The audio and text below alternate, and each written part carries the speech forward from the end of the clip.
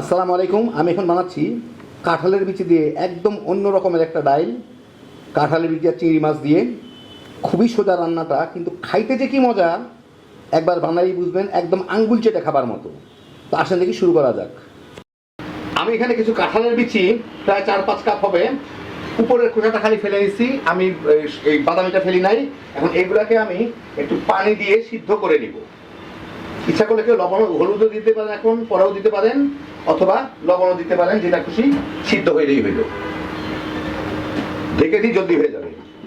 তো প্রায় 20 মিনিট জাল দিলাম, আমার এটা সিদ্ধ হয়ে গেছে কাঁঠালের বিচিগুলা।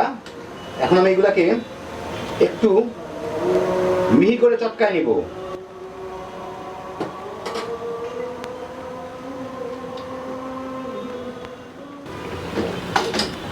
তো আমি সবকিছু দিয়ে এটাকে ভালো মতো ঘুটে, এটা দিয়ে সবকিছু দিয়ে ভালো মতো ঘুটে এটাকে একদম মিহি করে নিলাম।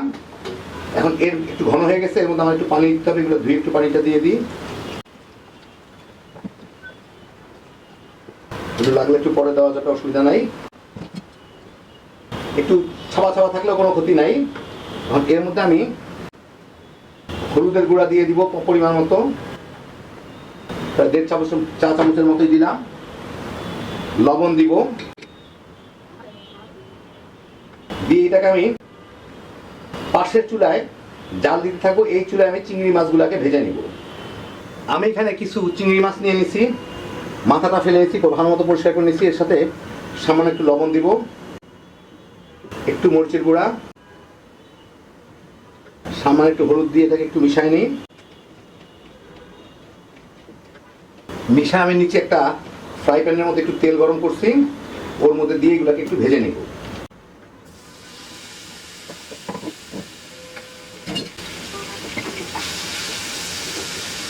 এটা ভাজতে খুব একটা সময় লাগবে না।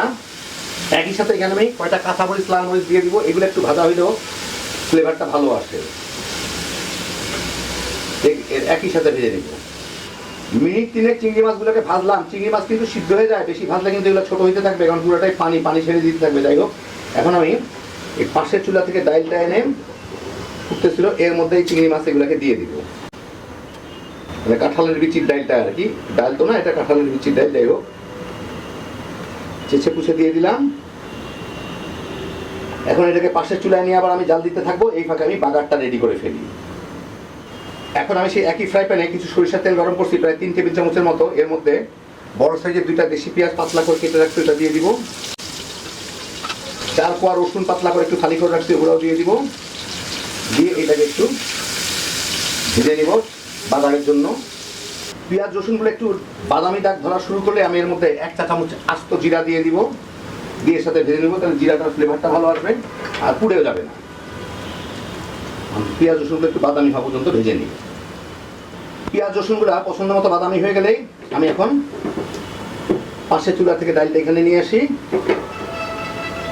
এর মধ্যে এখন বাগারটাকে ঢেলে দিই।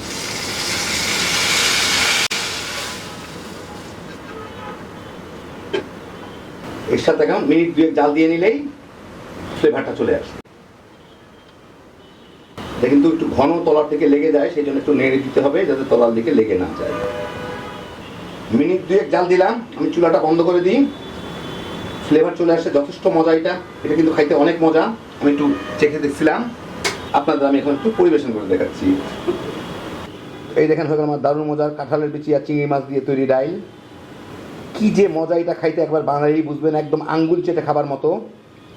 এটা যেমন ভাতের সাথে খাইতে পারবেন, তেমনি রুটি পরোটার সাথে, আর স্যুপ হিসাবেও কিন্তু একদম তামা করে খায় ফেলাইতে পারবেন। ফেলনা কাঁঠালের বিচি দিয়ে তৈরি হ্যাপি জোশের একটা আইটেম। একবার বানান, তাইলেই বুঝতে পারবেন। আল্লাহ আপনাদের সবাইকে ভালো রাখুন, সুস্থ রাখুন, নিরাপদে রাখুন। ইনশাআল্লাহ বেঁচে থাকলে আবার দেখা হবে। ফি আমানিল্লাহ।